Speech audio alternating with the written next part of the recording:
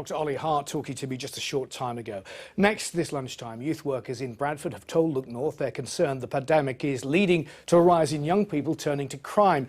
They say the lack of opportunities has pushed some into illegal activities as a way to make quick money. Now, Sharat Hussain and his team have created a youth group to tackle this growing issue. Sabir Pervez has more. This is exactly what a prison cell is like. Out of one prison cell and into another. Only this time it's fake.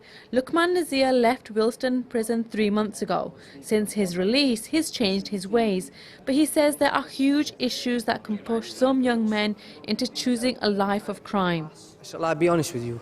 The truth is, they don't give us no jobs.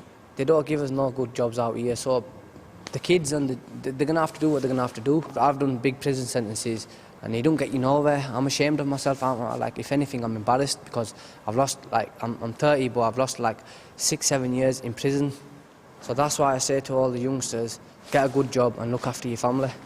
Luqman now works with youth workers in Bradford to try and prevent others ending up behind bars. Now they're concerned that the pandemic and the lack of opportunities available are a breeding ground for criminality. Crime doesn't stop even during the pandemic. It was actually on the increase.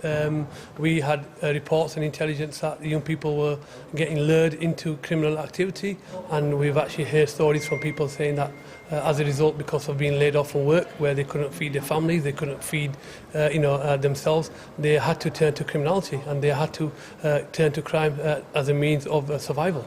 By providing this church as a space for young men to be safe and informed, Sharat is changing lives. So I was surrounded by drug dealers, and I didn't really have any other motivation. The only people I could look up to were drug dealers. If it wasn't for people like Sharat, today I'll be on the streets, still outside. I don't want to be in the streets. I don't want to be with a bunch of negative people, a bunch of people keeping me away from myself and away from my family. As this pandemic continues and opportunities remain sparse, the future for these young men will be challenging, but for now at least they're not stepping into it alone. Sabir Pervez, BBC Look North, Bradford.